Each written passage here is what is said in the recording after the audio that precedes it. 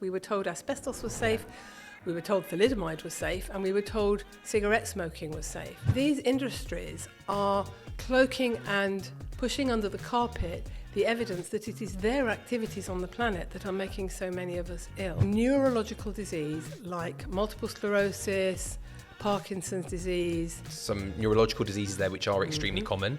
They are now. They weren't 100 years ago.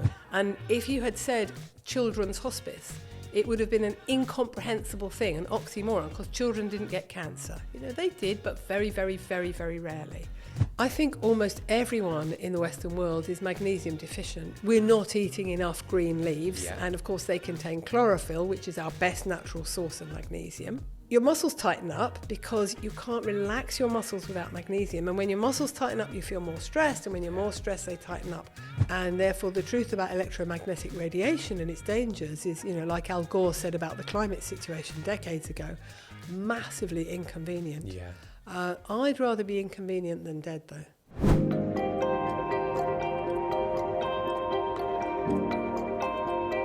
Hello and welcome to the CNM Specialist Podcast with me, Bobby Qureshi, CNM's Education Director. Today, I'm absolutely delighted to welcome Dr. Jenny Goodman to the show. Dr. Jenny Goodman qualified as a medical doctor in 1982 and is a member of the British Society for Ecological Medicine. Dr. Goodman has specialised in nutritional and environmental medicine for the last 22 years and has a particular interest in preconception care and working with children. She has lectured extensively to other doctors, to practitioners in natural medicine, and to the general public.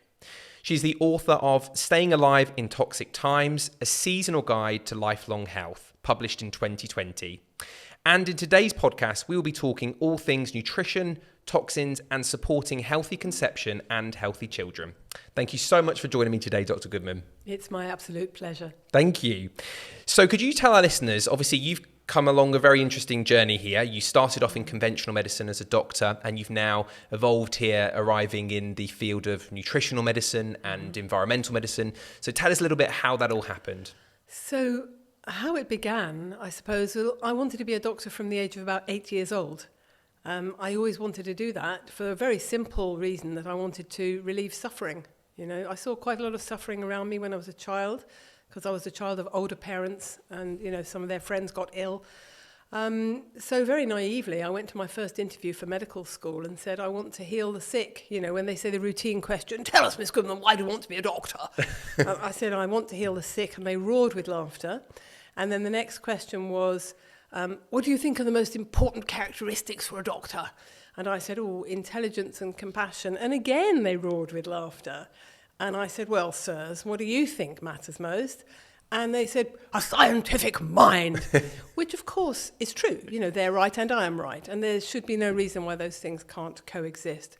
But what I found as I went through medical school and my time as a junior doctor was nobody was interested in healing the sick.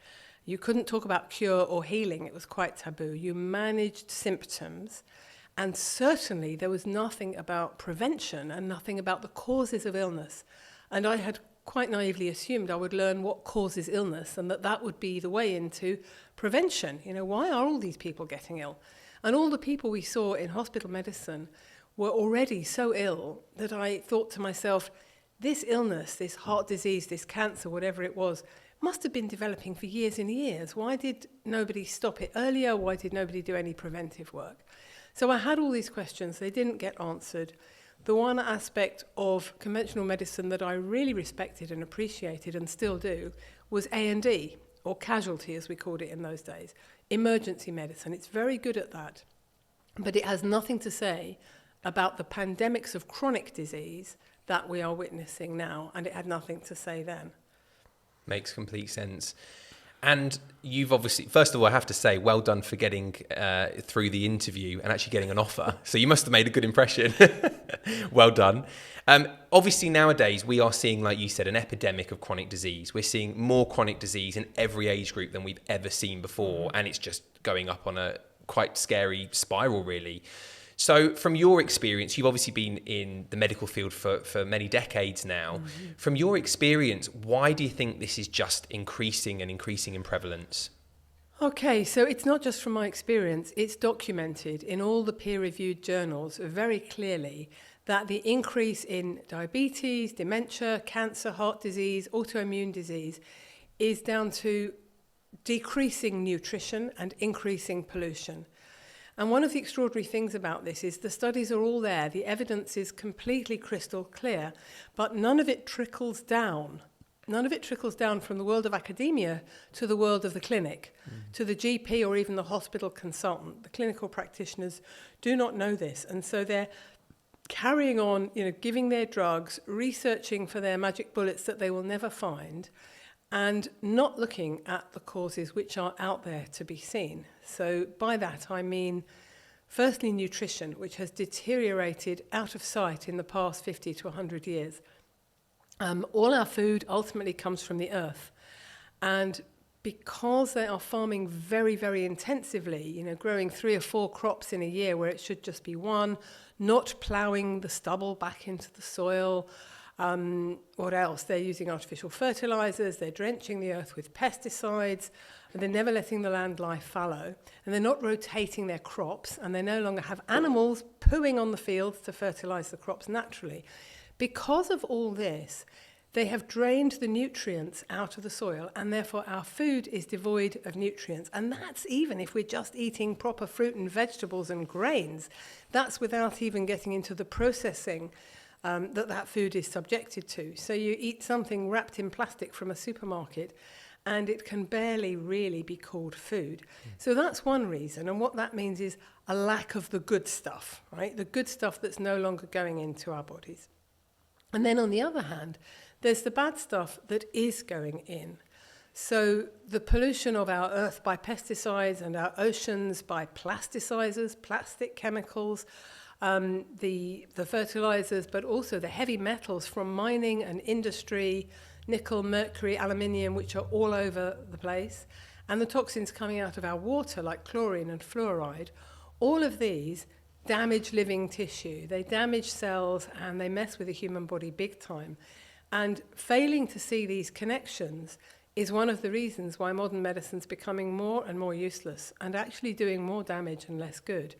Now, it's difficult because, I'll give you an example of why it's difficult.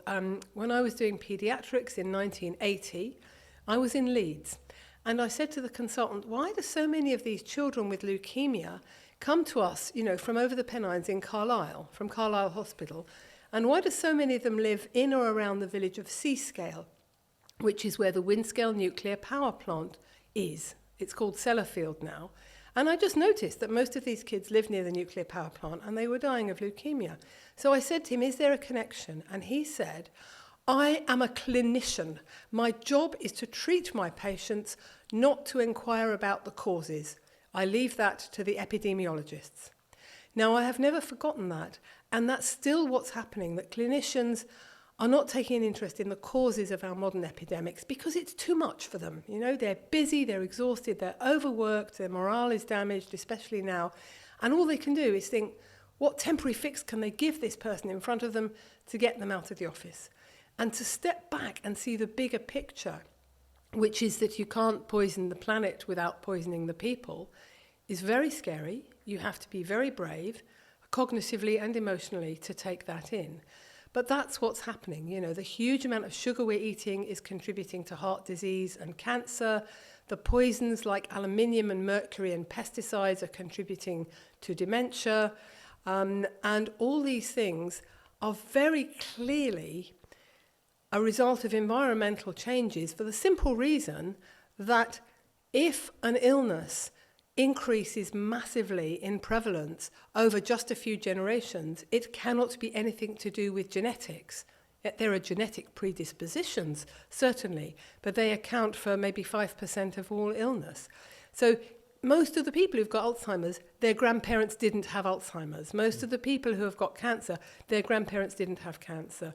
So yes, these environmental poisons change our genes, and bad food changes our genes, but it's what we are doing to ourselves and the planet that is causing these pandemics. Perhaps it isn't the medical profession at all that can address this. It's a bigger political issue.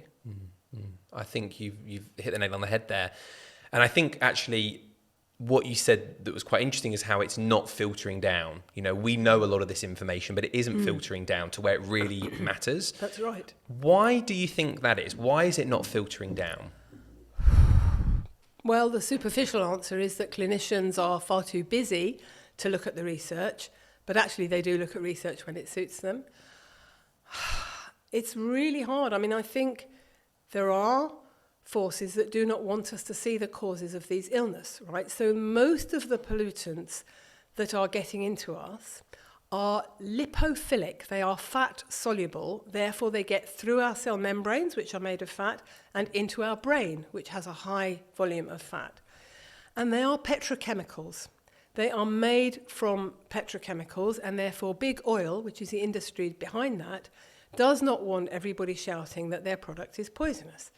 And, you know, similarly with big coal and the air pollution, you know, you're up against huge industrial concerns.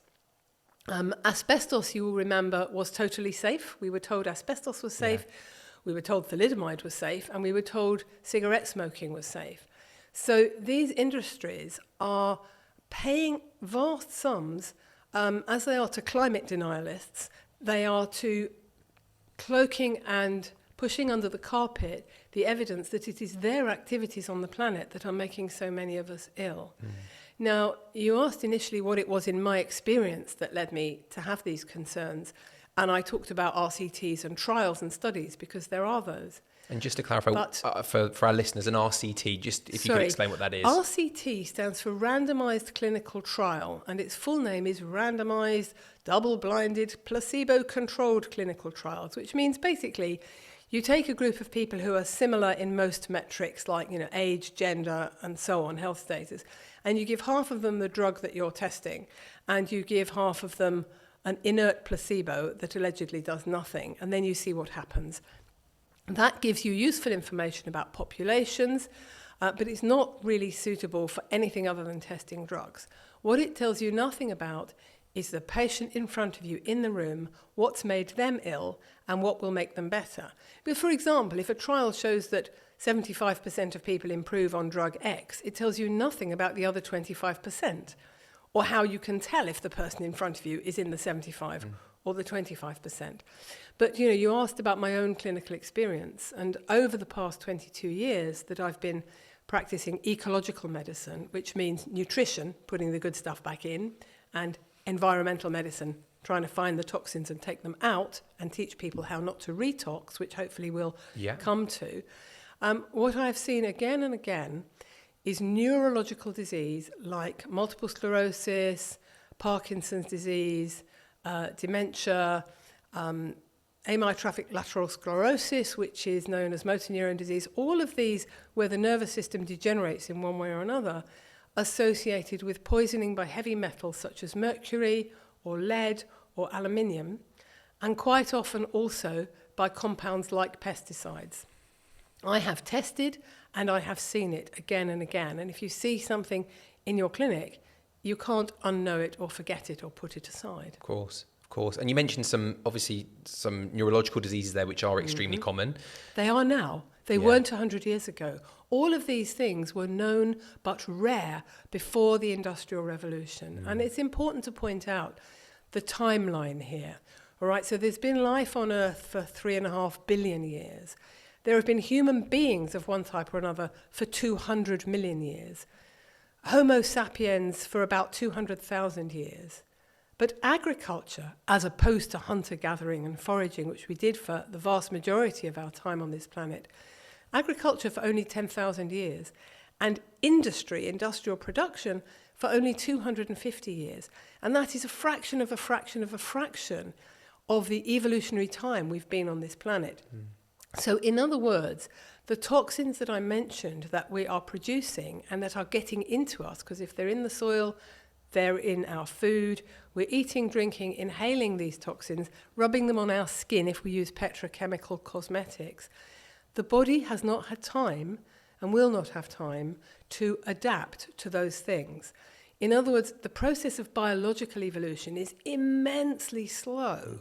It takes millions of years to adapt to a changing environment, but we have changed our environment ourselves so radically, so fast in the past couple of centuries that the human body cannot keep up. So what we have is we're living in a Stone Age body, a hunter-gatherer body, and yet we're surrounded by industrial chemicals that our body does not know how to process because nature, if you like, didn't anticipate that. We are not programmed for it. Whenever I'm actually teaching pharmacology, I always say, there isn't an enzyme to break down paracetamol or an enzyme to break down this. Our body it doesn't know what this is. It has to make enzymes on the spot to try and break these things down because there's something that the body isn't used to experiencing or hasn't been, like you said, for a long period of time.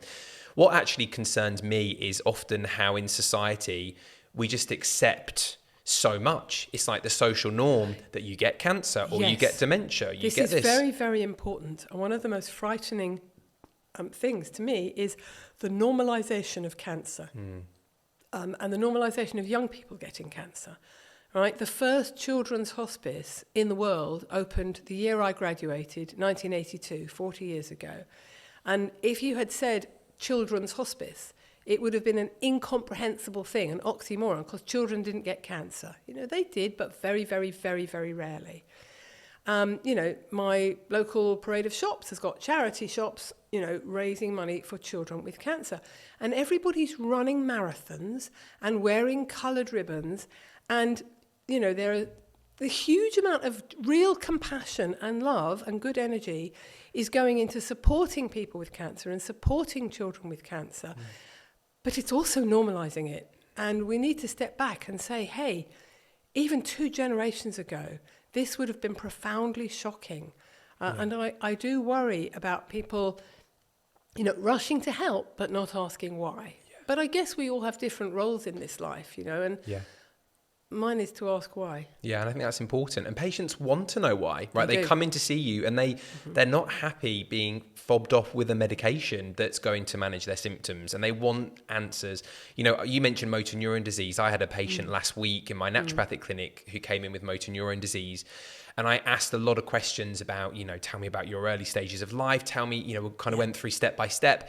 And she said, nobody's asked me any of these questions. That's right. She's about 2 years into a diagnosis and nobody has asked her, what do you think could have contributed to this evolution? Because everything has a cause, right? So when I see a patient, of course, unlike a GP, I have the luxury of an hour or an hour and a half's consultation.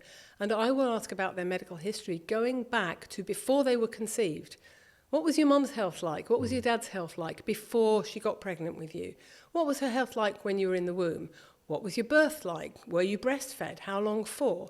What did you eat when you were a child? Because, of course, everyone brings you a perfect diet diary with no junk and no sugar in it because they know they're going to come and see you. Telling off. In my case, they have 6 months lead-in. And I say, yeah, this is brilliant. You're eating really well. But what were you eating last year when you were a child and so on?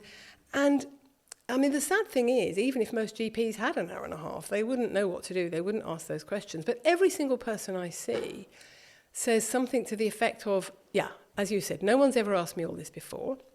Nobody's answered my question of why and how did this arise. And nobody's ever believed me. Yeah. Because if the tests all come back normal, the conventional tests that the GP does, then the answer is not, gosh, I don't know what's wrong with you, let's try and find out. The answer is, there's nothing wrong with you, you're malingering, I'm a busy person, go away. Yeah. And that's really tragic. And you don't fit into a particular category yes, if you don't fit into a category in the medical textbook, you're not ill. And that really leads us to think about what diagnosis is, right? Etymologically, it means knowing through and through, right? Dia is through and gnosis is knowledge in Greek. So diagnosis really should be a thorough understanding of the mechanisms and the causes of what's going on. But it isn't. It's in effect a box-ticking exercise of seeing what pattern the symptoms fit into. So, a diagnosis like multiple sclerosis or Parkinson's disease, you have certain features, hundreds of other people have had that same combination of symptoms, you fit into this category. And I had a patient with one of these illnesses who was very clearly poisoned by pesticides. And as we got the pesticides out of her system, she slowly got better. And the GP said, no, this wasn't pesticide poisoning. It was Parkinson's disease. We have a clear diagnosis. Now, the two are not mutually exclusive because a neurotoxin like an insecticide or a weed killer or so on will cause symptoms in the nervous system, and sometimes they'll look like Parkinson's and sometimes they'll look like MS. Yeah, absolutely. I completely agree. Well, we've obviously spoken a little bit here about toxins, so I'm interested to kind of get onto that as a subject. So could you just give our listeners a bit of a definition for toxins? I mean, are toxins poisons? What are they? Yes, a toxin means poison, but by that I mean something that wouldn't naturally occur in the human body. A chemical that, if you like, is unnatural, inimical to life. So, for example, if you take a heavy metal like mercury or aluminium, it's natural in the sense that it occurs naturally in the crust of the earth. But what's natural is for it to stay there. What is unnatural is for us to go and mine it and drill it and combine it with other substances and break it away from the substances it was combined with. And then it's in our industrial processes, it's in our atmosphere, it's in our car fumes or whatever, and it makes us ill. So a natural substance is one that's in the right place. Heavy metals don't belong in the human body, so they're toxic. Nickel, cadmium, and so on, mercury, aluminium, and many, many more. Something like chlorine is an interesting one because in the form of chloride, it's an absolutely natural part of our cellular metabolism. And when you say chloride, do you mean just a different kind of chemical Well, the difference is, I mean, we're getting into too much biochemistry but here. on the basic terms. Yeah, chlorine is an atom and it has 7 electrons in its outer orbit. Under some conditions, it gains an extra electron and becomes a much more stable and completely harmless ion called chloride, which combines with sodium to be sodium chloride. That's salt, that's fine. But chlorine in its atomic form is a dangerous green-yellow gas, and it's toxic to our tissues, and it's in our tap water. Therefore, we must be getting filters, water filters, which you can ask me about later, to plumb in, so we're not drinking chlorine. Similarly, fluoride is another toxic element in that same category as chlorine, the halogens. And now the Prime Minister wants to add it to tap water all over the country. Now, it has been in the tap water in Birmingham and the West Midlands since 1964. I see children from all over Britain and Ireland and Europe, and I really have seen a disproportionate number of children with developmental disorders from Birmingham and the West Midlands. When I measure the fluoride level in their urine, it's sky high. It has messed up their brains, their bone development, sometimes their thyroid gland as well. That is the pilot study, and the conclusion should have been, no, we mustn't put fluoride in the water, we must stop putting it in. No country in Europe puts it in, but in most states of America, they do. Now, you might want to ask yourself where all this fluoride comes from.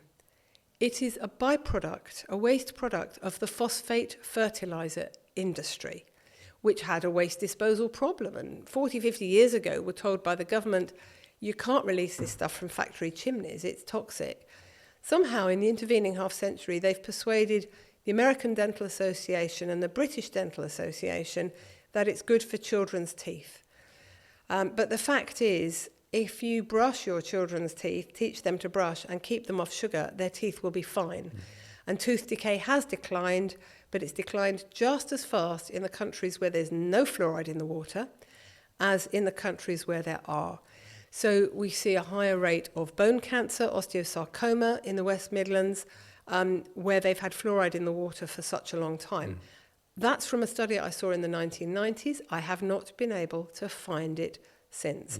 But I know that when I get the fluoride out of these children's systems, they get better. Not entirely. You can't reverse all the damage that's been done.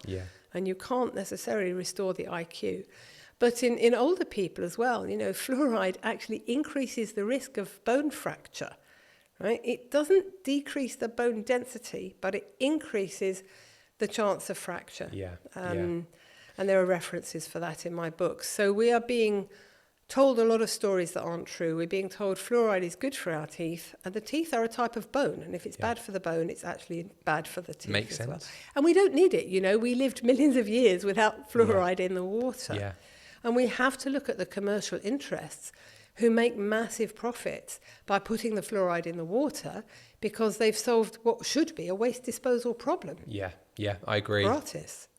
Well, I'm from the West Midlands, so I you know, when I first found out about this when I was a teenager, it really led me to doing some research, and it really worried me. It really worried me, and the water there generally doesn't taste particularly nice anyway, if I'm honest. So, of course, filtering just on that, from that regard is good. But the stuff that's in our tap water, I mean, fluoride, obviously, you've highlighted in some areas is a huge issue. And as you said, just to explain to our listeners, fluoride, chloride, and iodide as well are in this same group. If you go back to our chemistry, they're in the same part of our good old periodic Group 7 table. of the periodic table, yeah. And it's a good point with the thyroid, because certainly from a clinical perspective, I've seen a lot of people with an underactive thyroid having a lot of chloride, a lot of fluoride in their body. Yeah, or chlorine. Chlorine, right? We should say. Yeah, because the thyroid gland uses iodine, but it uses it in the form of iodide. So it's the fluoride that would be most liable to push that iodide that's essential out from the thyroid gland. The breast tissue, on the other hand, requires iodine in its atomic form. And deficiency of iodine, which can be due to chlorine in the water, is hugely implicated in breast cancer. Yeah. And I think for ovarian cancer as well, any ovarian or breast tumour, whether benign or malignant, frequently goes along with extreme iodine deficiency. And how this ties in with the toxins is that toxins are anti-nutrients, nutrients are antitoxins. So toxic chlorine can push essential iodine out. Yeah. Toxic fluoride can push essential iodide out. Iodine and iodide are both essential for our body, absolutely essential. Can be found in seaweed and can be found in fish. Yeah. So if you're vegan or vegetarian even, for goodness sake, eat your seaweed. Yeah. So long as it wasn't farmed near Fukushima. Yeah. Okay, thank you for sharing that. What do you think about swimming pools then on the whole chlorine issue? Oh, it's a difficult one. As a very keen swimmer myself, my local pool has got chlorine in. Yeah. And I do swim. I hate the chlorine. I wish they didn't put it in there. But what I do is I take an iodine tablet before or after my swim. Because they really are antagonistic, and the iodine will push some of the chlorine out. And you have to weigh the disadvantage of the chlorine against the benefits of the swimming, which is great exercise. But having said that, I've got a water filter fitted in my house, so I'm not drinking chlorine at home. If you get a plumbed-in whole house water filter, which is expensive, but what price your health, then that means not only are you not drinking chlorinated water, you're not cooking in chlorinated water, you're also not bathing and showering in chlorinated water. And after we had this fitted a few years ago, if I had a shower somewhere else, I could smell the chlorine. Yeah. One had become desensitized to it. And my kids said, "Oh, I'm not itchy after the bath anymore." Well, you shouldn't be itchy after a bath. Of course. That was the chlorine. So what other toxins should we be concerned about in our tap water? So what's coming out of the tap is everything and anything that the water companies have not removed. So whatever's in the reservoirs, whatever's in the water table, and unfortunately that includes pesticides and fertilizers that have leaked down from the fields, and it includes plasticizers because they're everywhere, and it also includes whatever farm animals have peed out onto the soil. If they're injected with hormones, they're peeing out hormones. If they're injected with antibiotics, they're peeing out antibiotics. And it's not just farm animals, it's humans. So any of us that are taking HRT or antibiotics or any other drug, we're peeing it out. And that all finds its way through the soil into the water table. Now, the water companies don't remove any of that. And they also don't remove what's called disinfection byproducts. That's the chlorine combining with other chemicals. They remove bugs. Let's give them credit for that. They remove potentially toxic bacteria and so on. So the water coming out of your tap is safe in the sense that it is sterile. You're not going to catch cholera or salmonella from your tap water. So they're only removing bugs, microbes. They're not removing chemicals. They're not putting the chemicals in apart from chlorine and fluoride, but they are failing to remove those that have leached in from the soil. So we're drinking these chemicals as well as eating them if we don't fit a water filter and eat strictly organic, which I hope you'll ask me about later. I will. It's so important. So I think you've just put everybody off drinking tap water, so well done, Jenny, which is good. I'm not suggesting you go out and buy bottled water, though, because most of it's in plastic, which is incredibly harmful for your body and the planet. I'm suggesting it's worth investing in a water filter that's fitted and plumbed in, because if it's on a countertop, it may be a plastic jug sitting in the sun, and then again you've got the plasticizer chemicals. And also, if you don't have it plumbed in, you have like a separate filter tap, then you've got your filtered water for drinking, but you're still going to be using ordinary tap water for cooking. And if you're cooking, rice or pasta or something, those things absorb the water.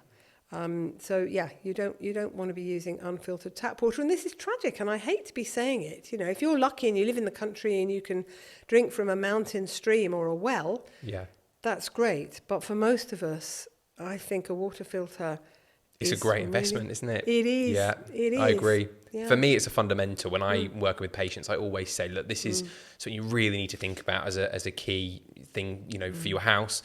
And actually, we talk about tap water being an endocrine disruptor, and by endocrine we mean hormones. The hormone system. So when people come in to us in clinic and they've got sort of hormone imbalances, it could be driven and sort of maintained by the fact that they're consuming this water, which is riddled with hormones. And also, if they're eating meat or dairy products that are not organic, then there may be artificial hormones in there messing with their own hormones. Yeah. Wow, from so many different angles. Yeah, that's right.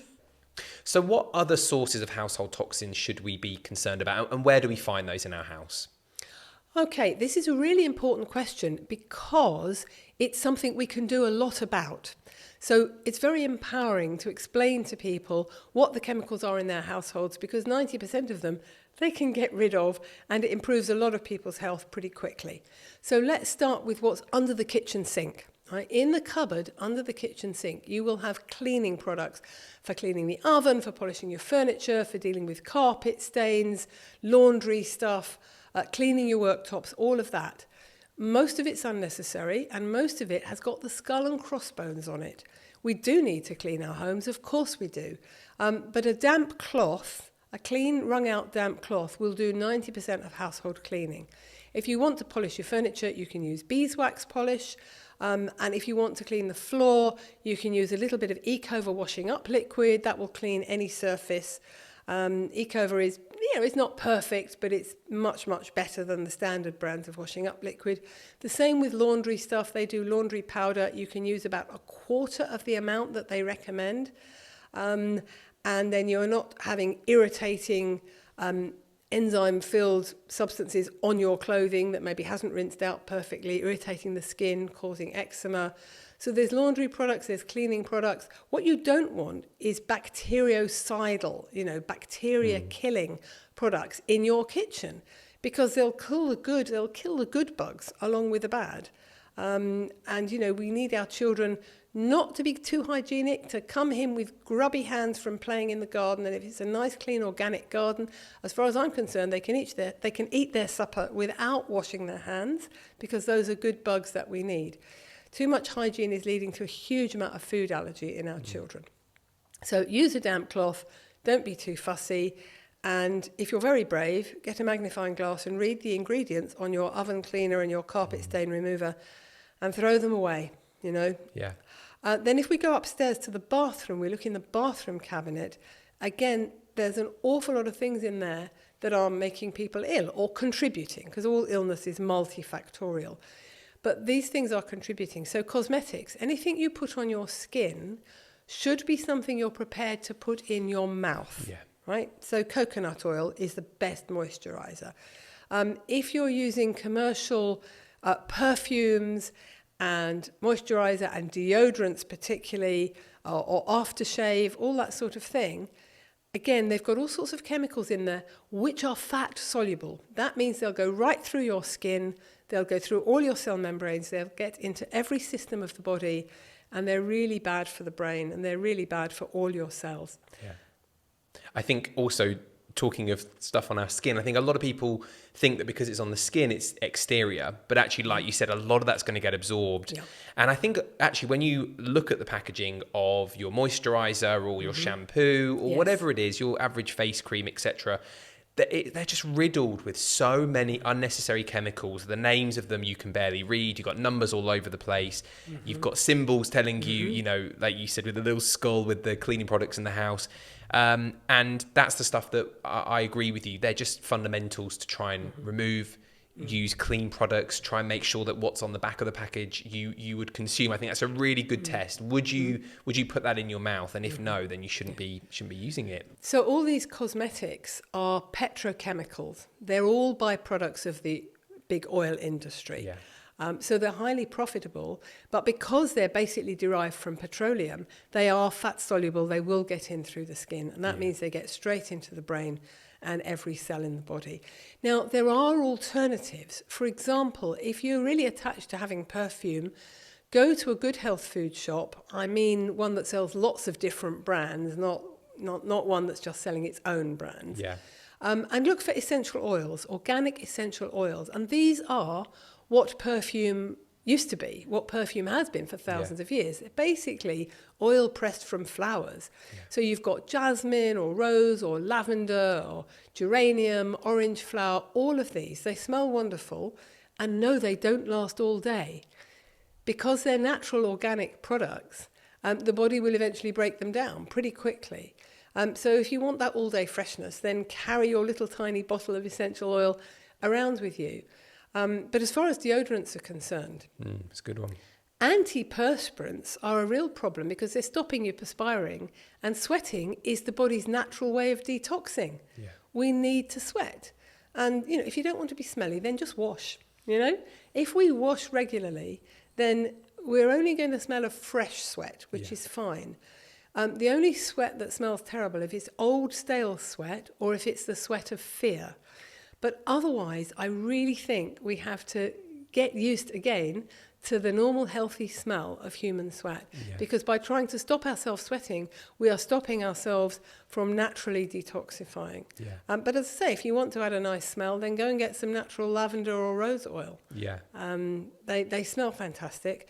Anything that lasts all day means that it's completely unnatural synthetic petrochemical that is damaging your body. Yeah.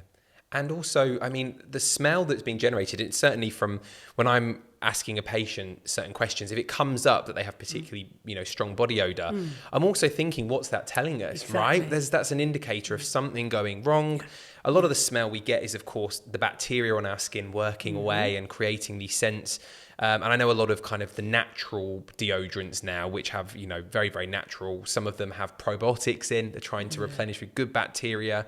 So, but yeah, I agree. This again is a key one. And I also think this is, like you said, it's one of our body's routes of eliminating waste. That's right. So if you block it, where do those toxins go? Yeah, that's right. That's right.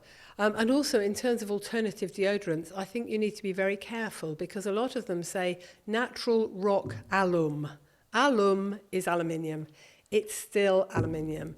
The aluminium industry is huge and powerful, and aluminium is a neurotoxin, right? It's bad for the brain. Yeah. It's also implicated in breast cancer, and the breast is very near the armpit. Yeah. And that's where women are putting this aluminium deodorant, and they have found aluminium in malignant breast tumours. Yeah.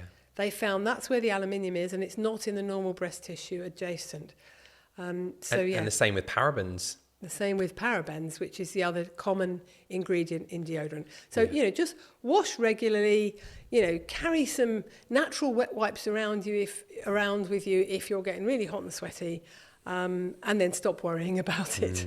I saw an article about parabens. I can't remember what website it was on, and it probably best is that I don't mention it anyway, but I remember reading an article about the potential link between parabens and breast cancer, and the wording was something along the lines of, although we often do find parabens deposited in malignant breast masses or cancerous breast masses, there is no suggestion of causation. You can't prove it, and they will say correlation is not the same as causation. Exactly. But all I will say is that 100 years ago, breast cancer was incredibly rare. Now it's unbelievably, terrifyingly common, and, that has coincided with us being exposed not just to parabens, not just to aluminium, but to all those things, and pesticides and chlorine, and plasticizers and artificial hormones. It's all those things together. Yeah. We're always exposed to a cocktail, not just one thing. Yeah, I think you've summed it up well there, describing it as a cocktail. That's what it is, right? Okay, so we've got on some really good topics here. So if we think about it from the perspective of, say, a disease, let's think in practical terms. Let's say you've got type 2 diabetes. Are there certain toxins that, for something like type 2 diabetes, that we kind of know there's more of a correlation there? In my experience, almost all the patients I've had with diabetes, and it has mostly, but not only, been type 2 diabetes, very high in nickel, incredibly high levels of the toxic metal nickel, which, I mean, there's a list in my book of the sources of nickel where you'll find it in the environment. It's a very, very long list, but it's certainly part of exhaust fumes, because the exhaust pipe is made of an alloy that contains some nickel, and the exhaust fumes are so hot that nanoparticles of nickel fly off, as they do in the cabin in an aeroplane as well. Makes sense. And I'm not certain of the mechanism, but it's definitely something to do with interfering with chromium, natural chromium, chromium-6, and with zinc, which is crucial to manufacture insulin, right? The insulin molecule is 51 amino acids wound around a core of zinc. So zinc and chromium are essential for blood sugar control, and nickel may do its damage partly by pushing them out, and it may be directly toxic as well. But I know that I've been able to improve people's blood sugar control by identifying the nickel, detoxing it, getting them to avoid the sources of it, and that means taking plenty of zinc as well. Wow, amazing. I didn't actually know that about nickel, so that's really interesting. The other toxin, of course, in diabetes is sugar. Yeah, we have to see sugar not only as a toxin, but also as an addictive drug. Yeah. It is incredibly addictive. Yeah, I agree. I totally agree. I had actually a patient of mine yesterday who I'd seen about 2 months ago now for an initial consultation, and he was coming in saying, look, every day I'm absolutely exhausted. My doctor's telling me I'm pre-diabetic. I'm gaining weight. I can't control it. I feel like I've got no purpose in my life. I'm suffering with all of these different symptoms, reproductive problems, low libido, it went on. And basically, I looked at his diet and said, we need to start from the basics here. You aren't getting the nutrients in. It's too sugar fueled. You're literally just putting glucose into your body, and you're simply not sustaining your energy levels. So he changed his diet and really focused on whole foods, organic foods, just getting the basics in. And he came in and basically said, look, I'm a different person. He said it was literally life-changing. Just by getting the basics in, I've lost well over 1 stone in weight. And we did some blood testing. His vitamin D levels are now optimal. They were deficient. Yes. His one of the markers for diabetes, the blood sugar marker that we look for, that had come down to normal, and all these different things. And that was just basics, getting the basics and taking the sugar out. And it's a wonderful feeling when you can change someone's life like that. And most of the time, as you say, it isn't rocket science. Yeah. It's just, what's this person putting into their body that's harming them, and what are they failing to put in that would put things right? Yeah. I talk a lot about sugar in the book, and one of the things I say is, if you're a sugar addict, please don't feel guilty, right? Do not beat yourself up, because it's a very powerful addictive drug. And earlier in our evolutionary history, we would have had virtually none of it. We would have found maybe a few berries and fruits in the autumn, and we would have consumed those, and they would have helped us build up fat for the winter when there was going to be very little food. And therefore, we are programmed by nature to crave sugar. It's a completely natural craving, but it's a mechanism that served us well in a time where there was almost, we were on the edge of starvation. Of course. When food supplies were limited, it was a survival advantage to crave sweet things and therefore go for them. Now we're living in a world where at every supermarket checkout, there's chocolate bars and sweetie bars. One of those bars contains more sugar than our hunter-gatherer ancestors would have consumed in a whole year. So it's not that sugar is unnatural, it's that the quantity and the concentration in which we're consuming it is unnatural, and the body can't cope with it. The other reason we crave it is that breast milk is sweet, so is formula, they add sugar. And therefore, that sweet taste is associated at a really deep primal level with comfort and love and security and cuddles. So we're all sugar addicts. Nothing we can do about that except to change our home environment so that there isn't any there. Yeah. Right? If you've got biscuits in your house, you will eat biscuits. If you haven't got biscuits in your house, you mostly won't. Yeah. And I give a few tips in the introduction and chapter 2 of my book about how to get off the sugar. And the first thing is to be aware where sugar is hidden excuse me, in processed and packaged foods, even savoury ones. Anything that ends in O's, O-S-E, maltose, dextrose, sucrose, glucose, and maltodextrin as well, all those things are sugars. And they put them in because, it's a cheap filler, and because they know you'll buy that. Precisely. They'll buy that product again and again. Yeah.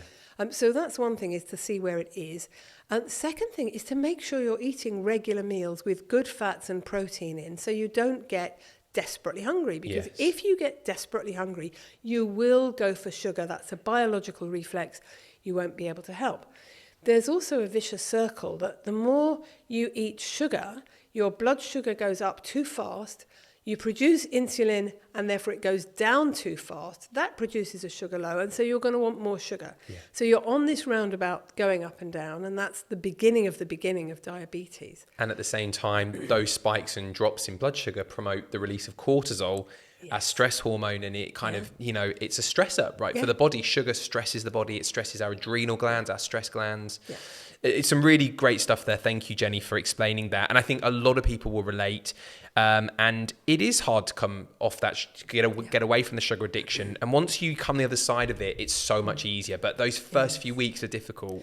I think you have to take it very seriously. Yeah. If you are an all or nothing person, you might go cold turkey. If you're a gently does it, easy does it person, you might want to do it more slowly. Yeah. But it is an addictive drug. You need to come off it. Don't try coming off caffeine at the same time, because you can't withdraw from 2 drugs at once. But it is, and this is a bit all my patients forget, it's not just about taking the sugar out. It's about putting the good stuff in that probably wasn't there before. So calories from avocados and nuts and seeds and olive oil and coconut oil and sunflower oil, and I don't mean the stuff in plastic bottles in the supermarket that looks like wee-wee, I mean cold-pressed, organic, virgin safflower or sunflower oil in dark glass bottles that you keep in the fridge and you never cook with it, right? All those things are sources of calories, which are good sources of calories. And the more you have those, the less you'll be craving the sugar. It's very hard, I have to say, it's very hard to break the sugar addiction if you are vegan. You do need some animal protein from time to time to get that feeling of fullness. Yeah, I understand what you're saying. Okay, so just because I've got a lot to ask you on food, just on this topic of toxicity, obviously there's a very hot word, which is detoxification, which we speak a lot about. I know you're a big sort of advocate of detoxifying and talk about the importance of that. So tell us a little bit about what detoxification is and just some practical ways that our listeners could detoxify. Absolutely, I will. But first, I just want to go back to indoor pollution and sources of toxins in the home. Yeah, because we talked about the kitchen and the bathroom, but what we forgot to talk about is soft furnishings. Mattresses, if they're not organic mattresses, can be a really important source of toxins, as can, your sofas and your carpets and your curtains and your cushions. But there's a simple solution to this. You can definitely get an organic mattress. The rest you can't. But if you get it secondhand, or at the beginning of spring, so you can have the windows open for 6 months, then those chemicals will go out the window. But the one that concerns me most is the fire retardants. They're called polybrominated biphenyls. Now, you hear the word bromine in the middle of the word polybrominated biphenyl. Lots of bromine atoms in these flame retardants, which are compulsory by law. And bromine, like chlorine and fluoride, pushes essential iodine and iodide out of the thyroid gland, out of the rest of the body. So be careful. If you're buying new soft furnishings, do it in the spring, keep the windows open, get second-hand if you possibly can, so it's already outgassed. And if you want to buy a mattress, get an organic one from a company like the Natural Mat Company or Abaca Organics. Because you're spending 8 hours a day on that mattress, you don't want to be breathing in the toxic fire retardants. Now, detoxification. It literally means unpoisoning. And we should be clear at the start that detoxification isn't really something that I or you do to a patient. It's something their liver does, right? The liver is our organ of detoxification. All we're doing as practitioners, I think you'd agree, is helping the liver. Yeah. We're giving the liver the conditions it needs, the support it needs to get those toxins out of the system. But the liver has a system of detoxification enzymes, but they weren't evolved, in our biological history to deal with petrochemicals and drugs. They were designed in quotes, right, to deal with things like our own hormones, which we have to break down, detoxify once they've done their job. Maybe poison ivy, maybe stinging nettles, maybe a bite from a spider or snake venom. So we're equipped for that. But some of us in particular are not really equipped. Our detoxification enzymes don't work well for the kind of chemicals we're encountering in today's post-industrial society. Now, there are genetic differences. So purely by chance, some people will be able to detox, an insecticide, and other people won't. So the people who are hiding away and we never see them with multiple chemical sensitivity and this sort of condition, often chronic fatigue as well, they are the people whose enzyme systems just don't work well enough to detox industrial chemicals. But before the Industrial Revolution, they would have been just as fit and healthy as you or I. Yeah. So, the genetics of the enzymes is not the reason for the illness. Yeah. Industrial chemicals are. But how we can help the liver detox is first and foremost to attend to the gut, the digestive tract, because the liver gets a big part of its blood supply directly from our digestive tract. So if you get someone on a really clean diet with lots of vegetables, both raw and cooked, depending on the time of year and the time of day, salad in the morning, cooked veg in the evening, salad in the summer, cooked veg in the winter, and in my view, some organic free-range meat, fish, eggs, not too much dairy, some whole grains, some pulses, plenty of nuts and seeds, and so on. If someone's eating like that, and they've taken probiotics if necessary, and they're not eating any more sugar, and they're eating plenty of green leaves to keep the gut clean, then their liver is already benefiting hugely. It's not wasting its capacity detoxifying junk that's come from the gut, and so it's got more spare capacity to deal with the industrial chemicals. And beyond that, there are 7 methods that I would describe for detoxifying. There's 8, because number 1 is find out where the toxins are coming from. Yeah. No longer expose yourself, right? If you live on a busy main road, you've got a problem because you are breathing in car fumes. But all the pollution inside your home, in the air and the water, you can get rid of in the ways I've described, and obviously I describe in more detail in the book.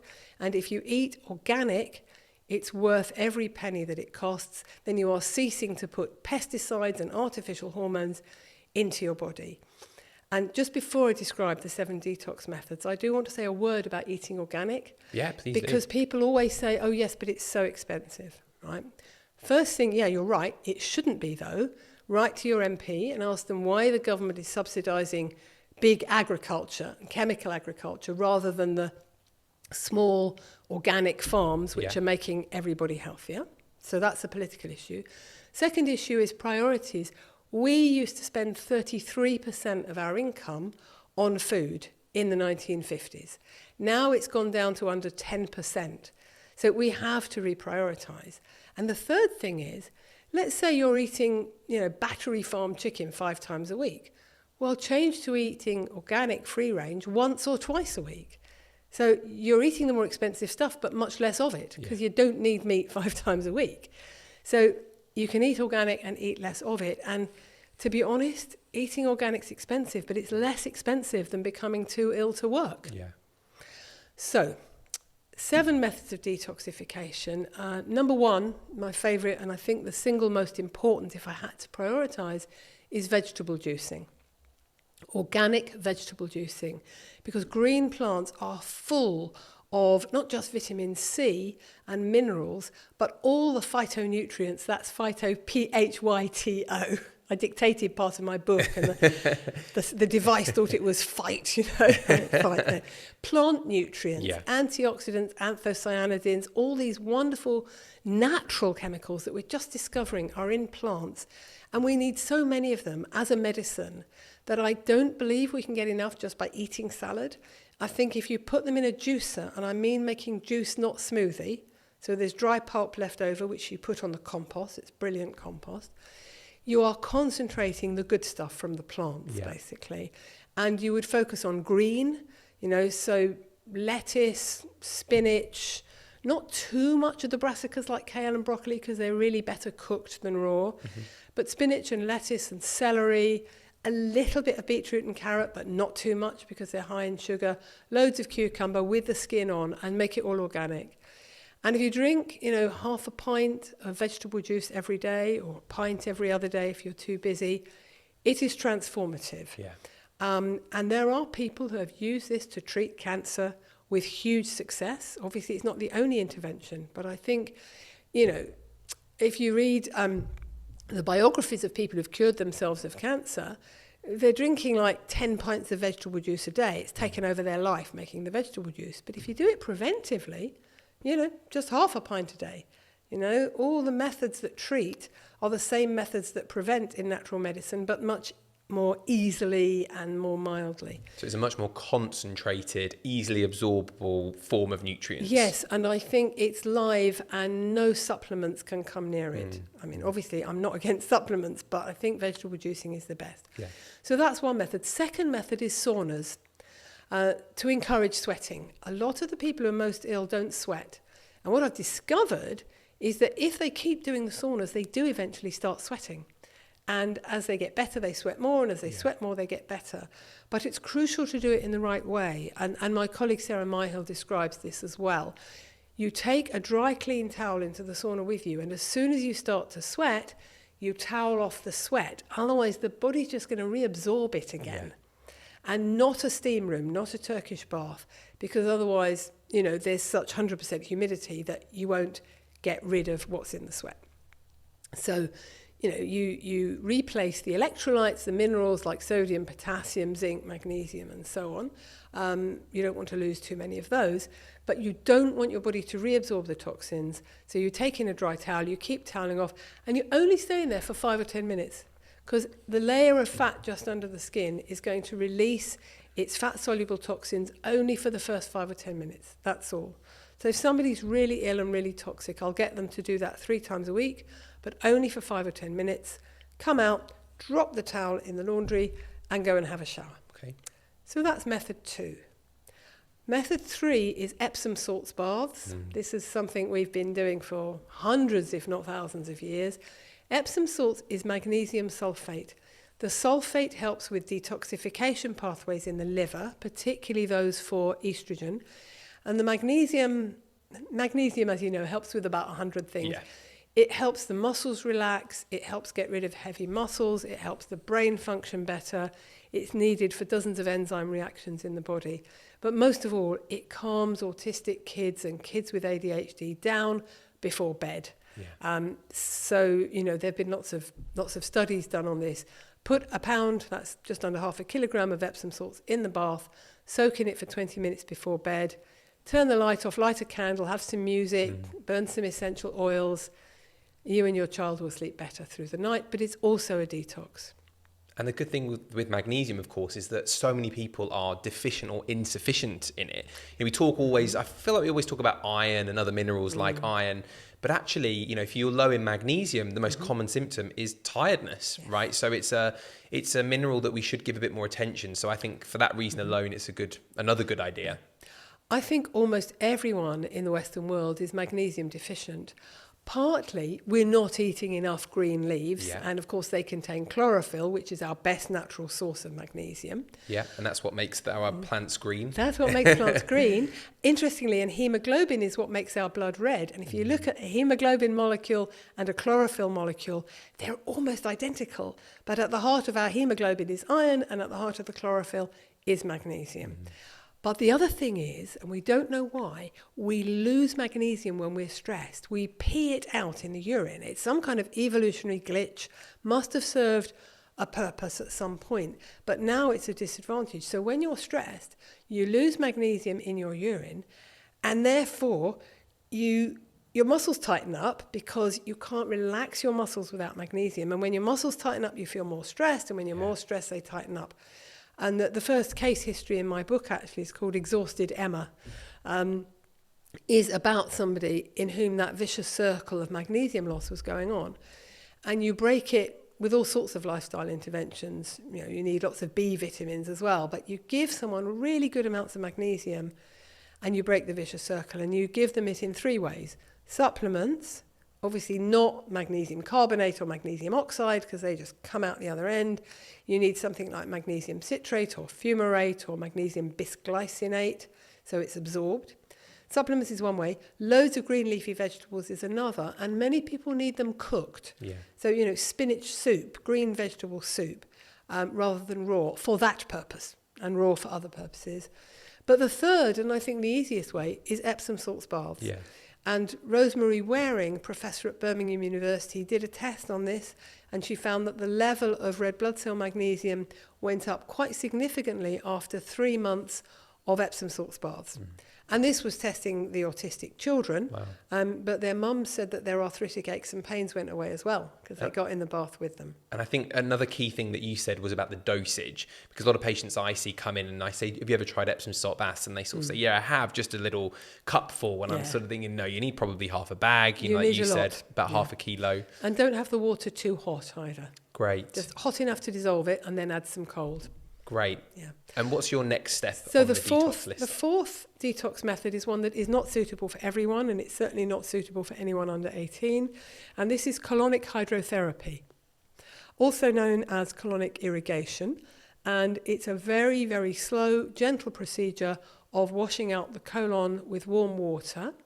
And it needs to be done by a skilled practitioner, ideally someone who belongs to ARCH, that's ARCH, Association and Register of Colon Hydrotherapists.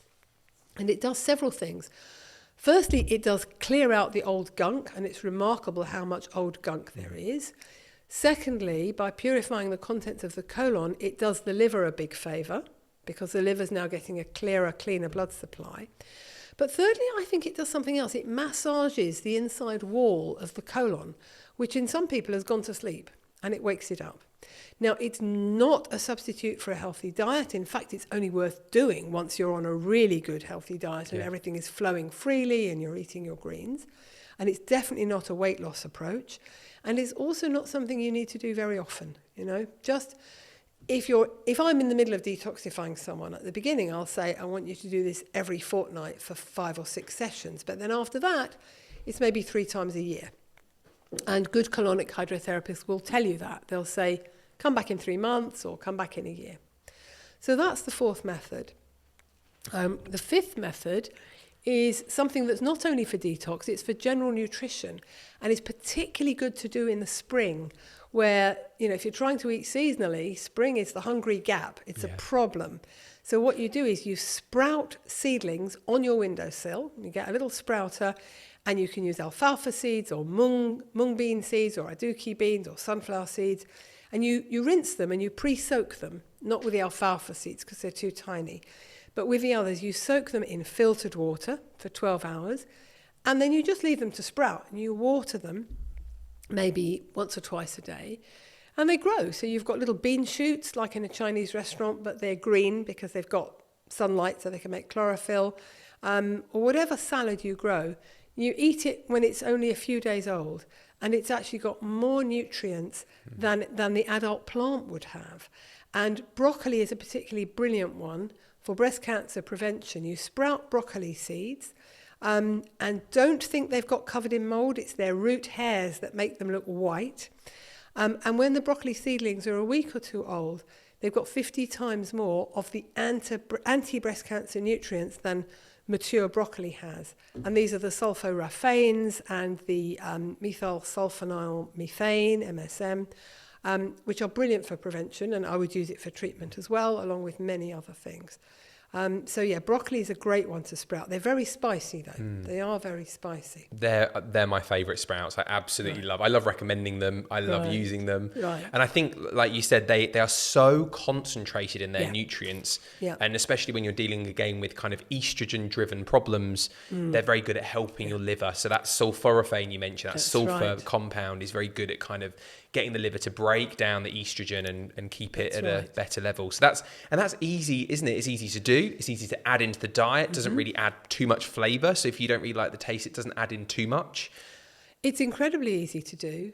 And even if you're really lazy and really busy, you can do it.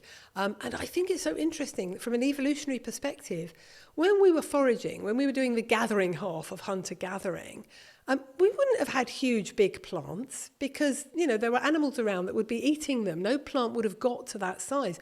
So most of the plants we were eating would have been really tiny ones. Yeah. So I think we are mimicking a bit of hunter-gatherer lifestyle by sprouting these things on our window ledges. And here's a really useful tip for somebody that is deficient in a particular mineral. Let's say it's zinc. And you give them zinc and you give them zinc and their zinc level's not going up and they're not getting better. Now, partly they may have toxic minerals like mercury or nickel on board that are stopping the zinc getting in. But it may be they can't absorb it as a mineral supplement. But if you add zinc to the water in which you soak your seeds and the water with which you water the seedlings, then the little tiny plants will absorb the zinc. And then when you eat the plants, you're getting that mineral in the most natural form possible. And for people with really bad gut absorption, I have found that's the way around it. They will absorb the mineral if you water the seedlings with it. Interesting. Great tip. Yeah. So that's method number 5. There are 2 more. You're doing well at remembering, by the way. The next method is vitamin C at really, really high doses. Now, this is for several purposes. It's anti-cancer, it's anti-infection, it supports the immune system to fight off both cancer cells and, bacteria and viruses. It's also a brilliant detox, particularly for heavy metals. And it's also a treatment for gut dysbiosis. If someone's got an overgrowth of the really unfriendly bacteria in their gut, there are 2 things that will kill that: vitamin C and iodine, not to be used at the same time. Again, as Dr. Myhill points out, they have opposite effects, so use them at different times. So vitamin C will treat the gut, it will prevent all sorts, and it will help get heavy metals out of the body.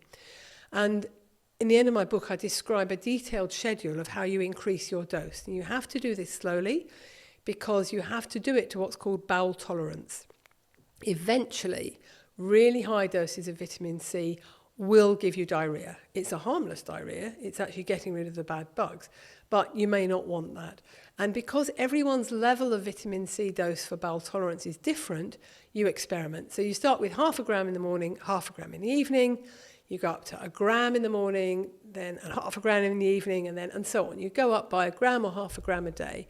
Most people can get to like 10 grams a day with no diarrhea. Some people can get up to 20. But when you've gone up to the dose that gives you diarrhea, then you go back 1 gram. So you're able to take that much without giving yourself diarrhea. And nobody needs to do this for more than 6 months. I think the winter is the best time to do it because we should be able to get enough vitamin C from vegetables and some fruit in the summer. So that's another method of detox, which is incredibly valuable. Okay. Your GP will be absolutely shocked at the amount of vitamin C. But the thing about vitamin C and all the B vitamins is they're water soluble. Whatever your body cells can't use in that moment, you'll just pee out.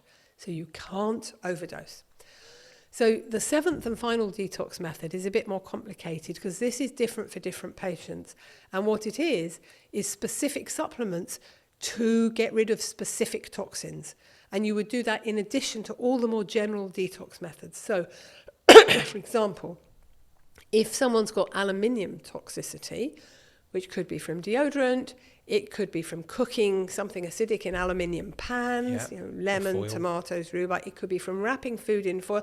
You can wrap your sandwiches in foil, but if you wrap salmon in foil and squeeze lemon juice on it, then you're eating the aluminium. And let's say it, most of all from vaccines.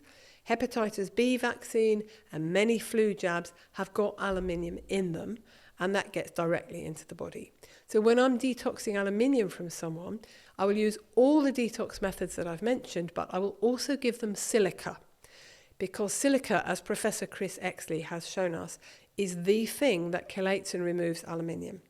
Now, you can give it herbally as the plant horsetail, which naturally absorbs silica from the soil. You can take a mineral water that's high in silica. Volvic is a bit high, and Professor Exley names another one, which I can't remember, which is very high. But I don't want people buying water in plastic bottles. Bad for the planet, bad for the person. And I think the mineral waters that are high in silica do come in plastic. Yeah. So I would rather give people a silica supplement. Yeah. I use one by LLRG5 called Silicone Organique. It's liquid. It looks and tastes like water, 30 ml a day. That gets rid of the aluminium. Obviously, I retest 6 months or a year later, so I can see that the aluminium's gone. And it's crucial in people with dementia because there's often a very high aluminium level. So, for example, silica is a tool for aluminium.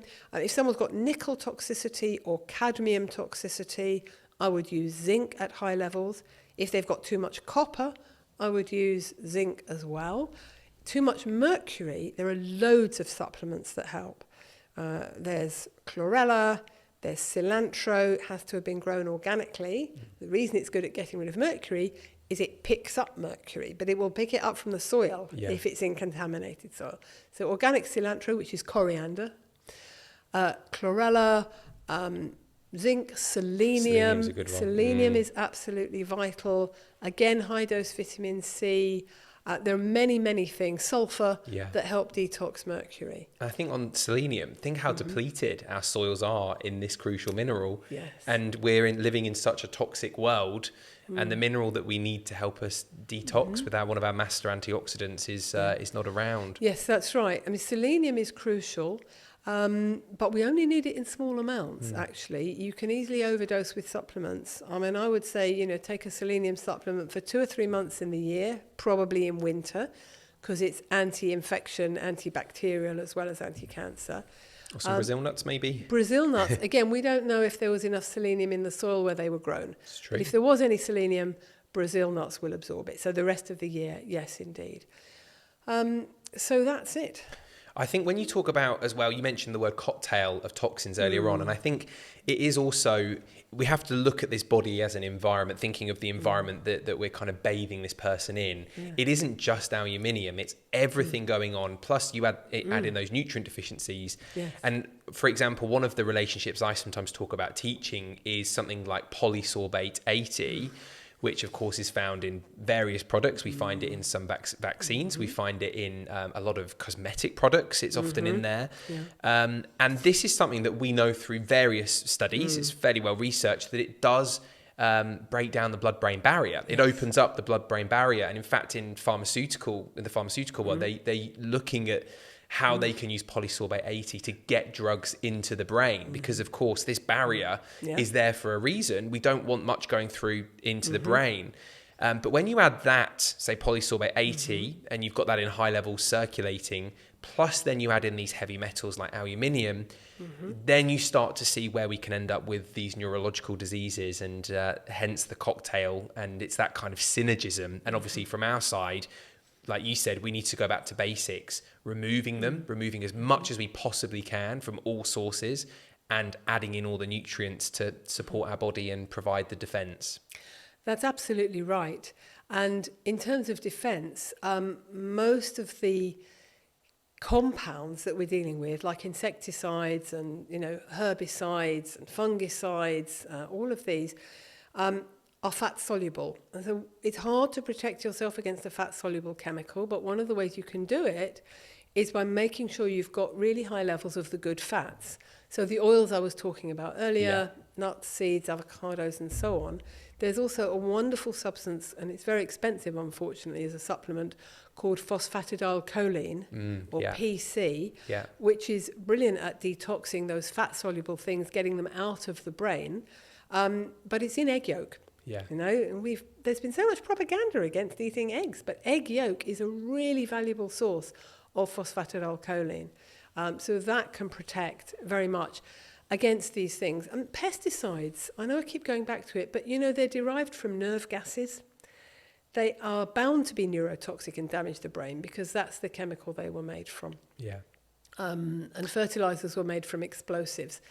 So we're dealing with things our body can't cope with. All we can do is avoid them and try and get them out. Yeah. And on the topic of neurotoxins, what are your thoughts on aspartame, or aspartame as it's also known? Yes, I think aspartame and acesulfame C, which is similar, and sucralose, all these artificial sweeteners, are going to turn out to be carcinogenic. Some of them have, like cyclamates and saccharin, which were banned because they were carcinogenic, but they've crept back onto the menu. Yeah. They're legal again. Yeah. And in fact, sucralose, which is an artificial sweetener, breaks down in incineration into dioxins, which is what was released from the Seveso disaster in 1976. So, you know, these things, we can live without them. Yeah. And, you know, all my patients have, and all my colleagues have found that it's perfectly possible. But, you know, you can take it one step at a time. You know, if it all seems a bit daunting, you think, you know what, I can't change everything in a day, but I'm going to change one thing per week. Yeah, that's a good idea. That's the way to do it. Yeah. So it needs to be realistic for the person, Yes. one step at a time. And I like the idea of sort of, you know, let's just say you do a weekly food delivery. What I sometimes say to patients is, look, why don't we have this week on your food delivery? Why don't we look at your cleaning products? Maybe let's have a look at your hand washing soap. Let's have a look at your washing up liquid. And then next week, let's have a look at your laundry detergents. That's and right. I think bit by bit then it becomes easier. And I think getting people just to check ingredients is the first thing, which is a scary realization, because for a lot of people it's a bit daunting, because like you said, we've become we've just normalized the big skull symbol on products, and we've normalized these chemicals, thinking that that's okay, and that surely no one would be out to hurt us, etc. But Well, we could go there on that one, Jenny. This could be. I don't think anyone's out to hurt us deliberately, but there must be people at the top who don't care that they are hurting Precisely. us, Yeah. which is not quite the same thing. Yeah. I think if you're over 45, you need to take your magnifying glass to the shops, even to the health food shop, because there's lots of stuff in the health food shop that, you know, says herbal shampoo, and, you know, you look closely, there are some herbs in it, but there's also all the usual, you know, benzene stuff. Of course. So take your magnifying glass shopping. Do not feel embarrassed to stand there reading ingredients lists, because you have a right to know what you're putting in your body and what you're putting on your body. Yeah. You know, there's no body B. We have to take care of it. I agree. Health is wealth, as they say. Okay, so obviously we've spoken a lot about toxins. We've had a really good discussion. I think our listeners will have some really good practical things to go away and step by step work through. In terms of kind of dietary fundamentals, now obviously we're all different people. We all need an individualized approach to nutrition, but there are definitely fundamentals. And I know you talk about your 4 golden rules, so I'm interested to hear what those are and why they are your 4 golden rules. Yes. All right. So as you say, everyone is different, and, you know, there are ways to figure out the diet that's right for you. Might not be right for the other person, might not be right for you at a different phase of your life or at a different time of the year. And obviously in the book I do go into how to sort of figure that out. But you're right, there are 4 golden rules that I think do apply to everyone, to 99.999% of us. Number 1 is, as your granny said, eat your greens. Yeah. Eat your greens. They do several things, green leafy vegetables. Firstly, they act as a brush or a broom, going through the digestive system, sort of sweeping all before them and clearing the pathway. And, you know, let's be honest about this. If your digestive tract is working properly and you are pooing regularly and comfortably, your brain will work better. You know, we know about the gut-brain axis. We know that there is huge communication from the gut to the brain, and there are many ways this happens. But if you get your gut right by eating lots of greens, your brain will function so much better, as well as the rest of your body. So that's golden rule number 1. And then, of course, people say, am I meant to have my greens raw or cooked? And the answer is yes. Yeah? More raw in the morning, more cooked in the evening, more raw in the summer, more cooked in the winter. It's common sense. Yeah. The other thing that greens do is they have magnesium, which we've already discussed, which is crucial. And they have all those phytonutrients. And the third reason why we need those greens is that they are, particularly the brassica family, they are anti-cancer. And they've been found in loads of studies to have anti-cancer properties. You know, they fight cancer cells in the test tube, and they fight cancer cells in real life. Particularly what we call the brassicas or cruciferous vegetables. That's broccoli, cauliflower, cabbage, Brussels sprouts, and interestingly, watercress, as well as kale, of course.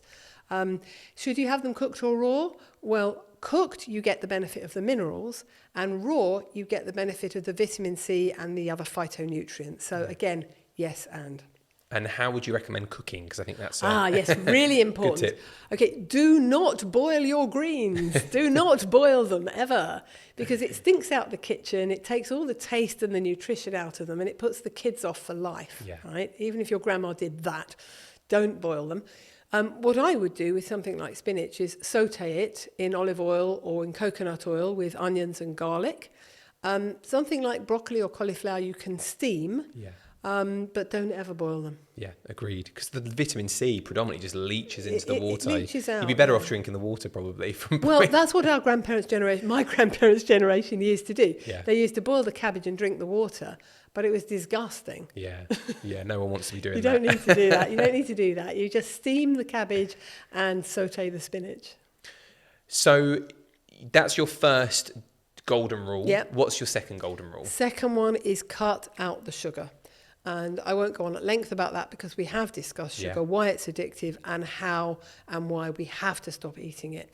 And the interesting thing about that is you can retrain your taste buds, especially with children, actually. You know, if I'm trying to get a child off sugar, the parents have to get all the sugar out of the house. You know, you can't get little Johnny off sugar if dad's munching donuts in the corner. But once you've removed it, and you introduce foods that are the opposite, so a bit of grapefruit for the bitterness, or some black currants for the sourness, or rhubarb with virtually no sweetening honey in it, something like that. And a dark green leafy veg, which initially tastes very bitter to people.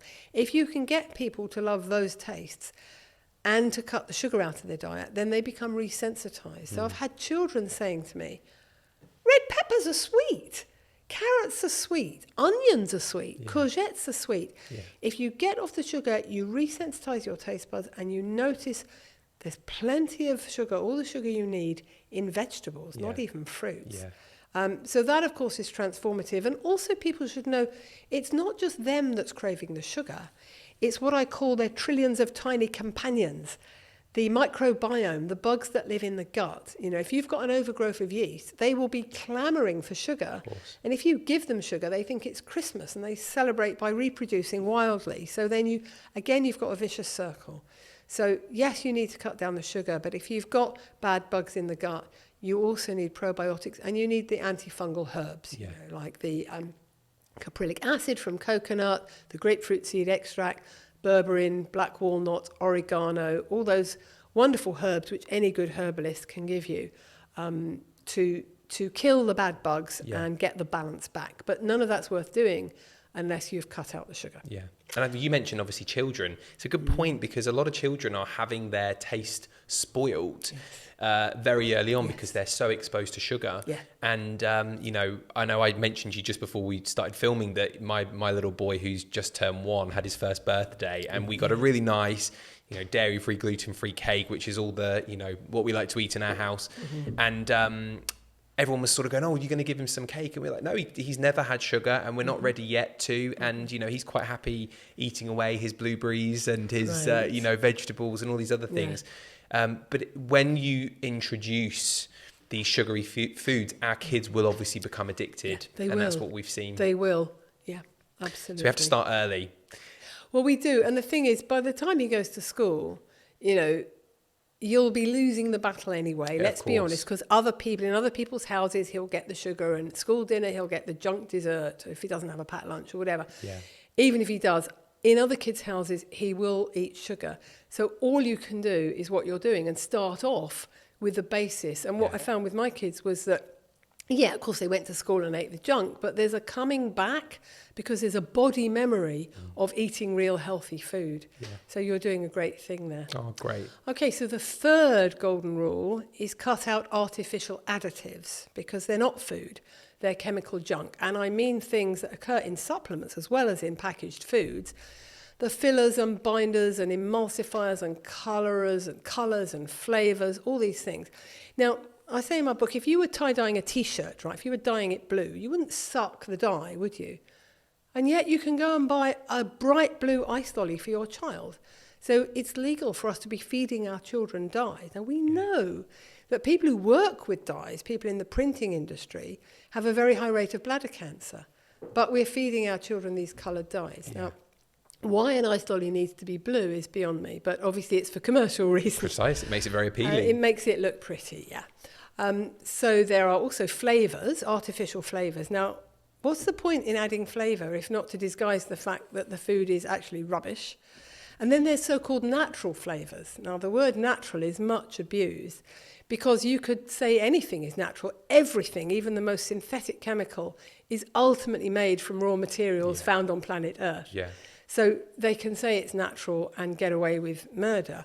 And also there's a loophole in the law about labelling, which means that if it says natural flavouring, it doesn't say what it is. It doesn't give you the name of the chemical. They don't have to. So you don't know what it is that you're eating when it just says flavour. And then there's emulsifiers to make oil and water mix artificially, and the manufacturers say, oh, people demand this creamy taste. But actually they foist it upon us and then say we demand it. Yeah.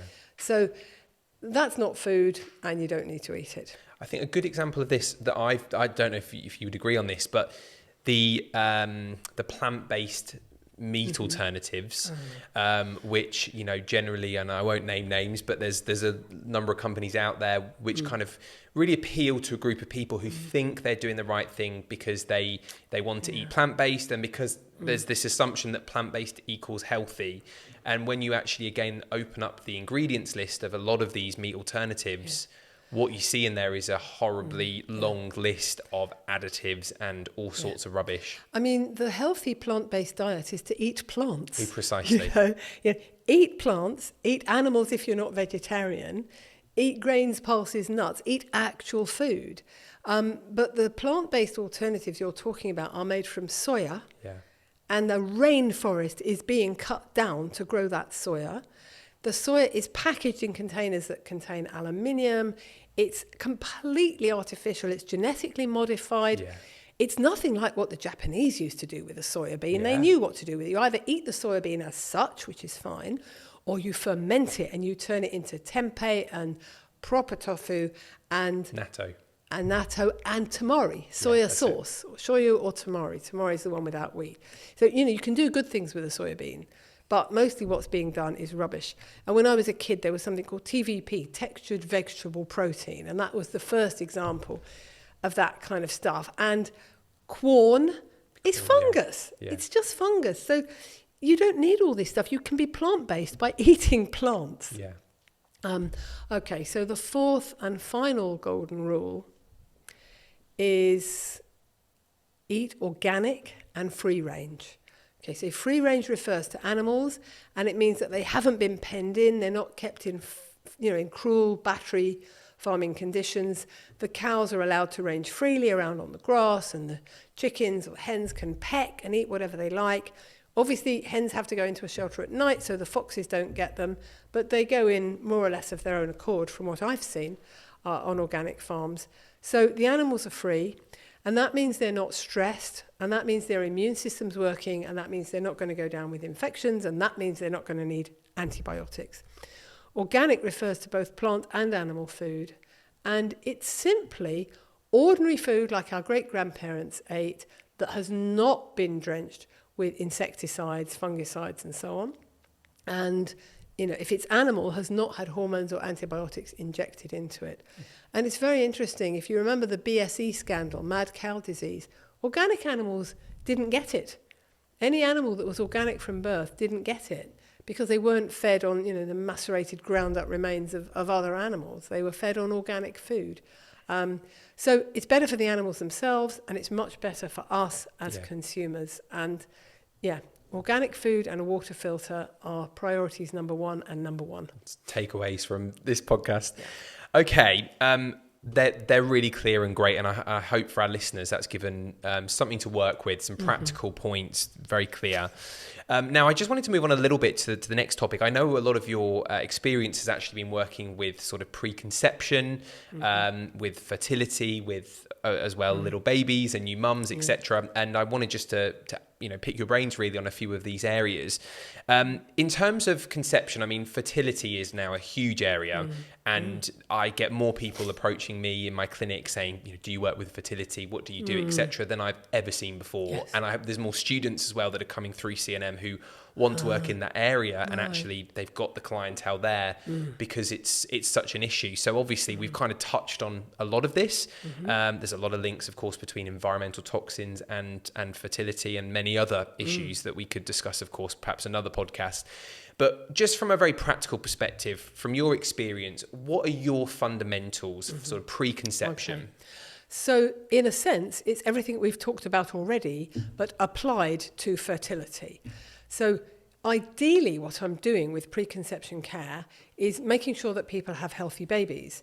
But in practice, it's making sure that they have babies that are healthy.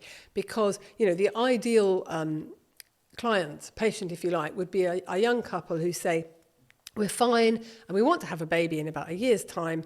Can you check our nutritional status? Can you check our toxin status? And then we'll start to have a baby to make sure it's healthy.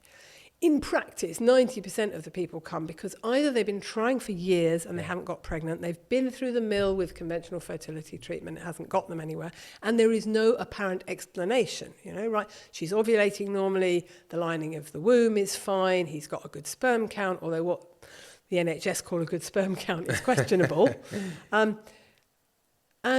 Or they've had a series of miscarriages, or they've had a baby with serious problems, serious malformations, and they want to have another child that hopefully will be healthier. So you do everything you do in ecological medicine anyway. You take a detailed case history of both partners. You definitely do a sperm count right at the beginning, because any test you do on the woman is pretty invasive and a sperm count is not invasive.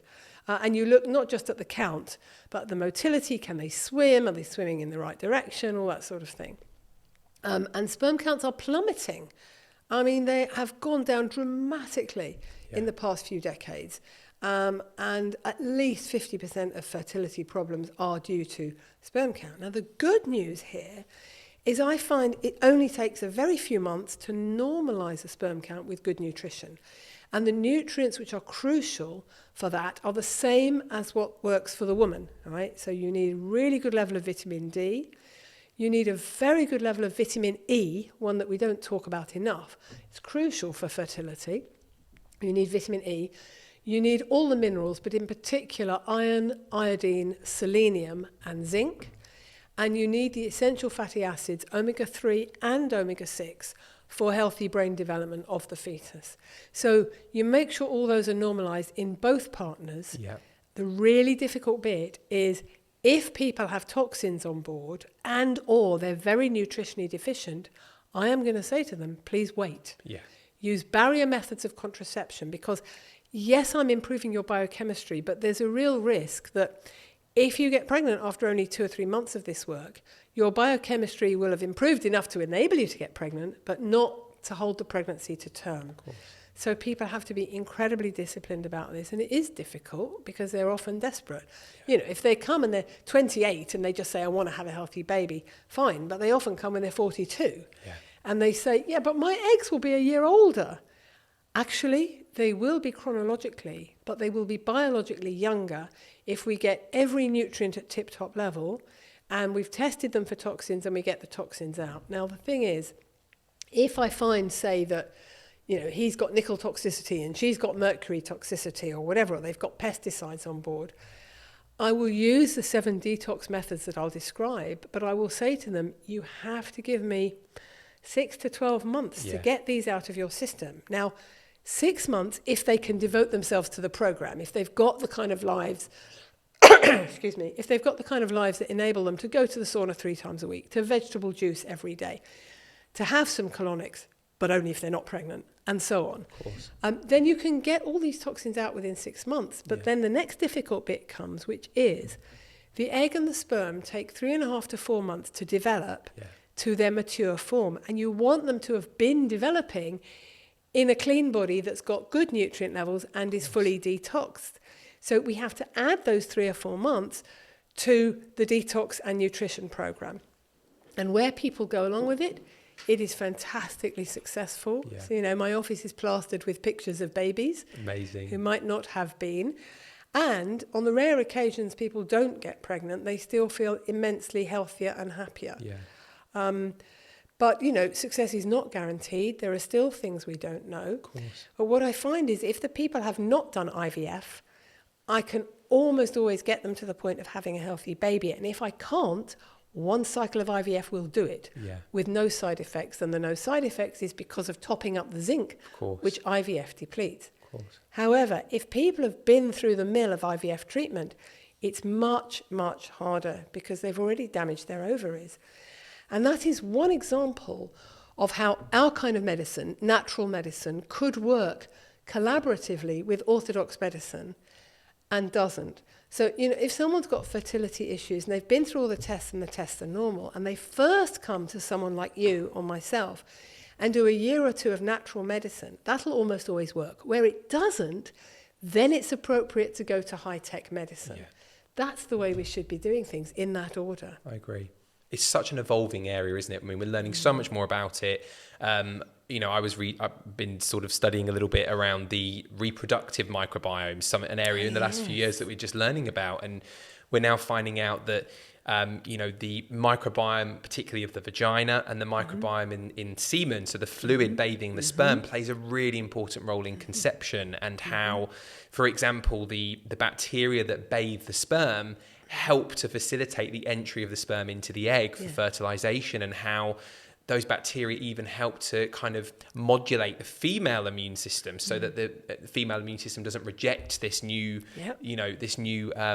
cell that's formed. So I think even just from that perspective, and I read a study actually about the vaginal microbiome, and from this study, I think it was about 2 or 3 years ago, they found that in those women who had an abnormal vaginal microbiome, so their vaginal bacterial species were out of balance, their risk of having an unsuccessful early pregnancy was about 1.5 times higher than those that had a normal vaginal kind of bacterial diversity. But then we have to ask the question again, but why is there dysbiosis in the vagina? And then we look at the toxins, we look at the nutrition deficiencies, we look at, the copper coil. I mean, the copper coil is a big method of contraception, but what does copper do? It displaces bacteria, it displaces zinc. So this is when if you look at it really holistically, people start to think, oh wow, okay, there's a lot more to this. I know also I read another paper that was talking about, I think it was men on a non-organic farm and an organic farm, and they tested their sperm count. Yes. In Denmark. That was the one. And in the organic group, you may correct me on this, but I think in the group of men in the organic farm had a sperm count that was twice as high. That's right. I mean, that's unbelievable. Yes. This clear cut. QED. Yeah, absolutely. So what you're saying about the microbiome, or the flora and fauna, the bacterial inhabitants of the vagina and the reproductive tract, is incredibly important. And the sort of things that send it askew are the same things that will send the gut microbiome askew. So the contraceptive pill, encourages fungal overgrowth in the gut, and therefore definitely in the vagina as well. The copper coil, yes, but also the Mirena coil, which gives out hormones, because estrogen raises copper levels, and it's a pro-inflammatory metal. So yes, also sugar, eating sugar. So all of those things will do damage. And as you were saying, our immune system, our immune response is more or less determined by our microbiome.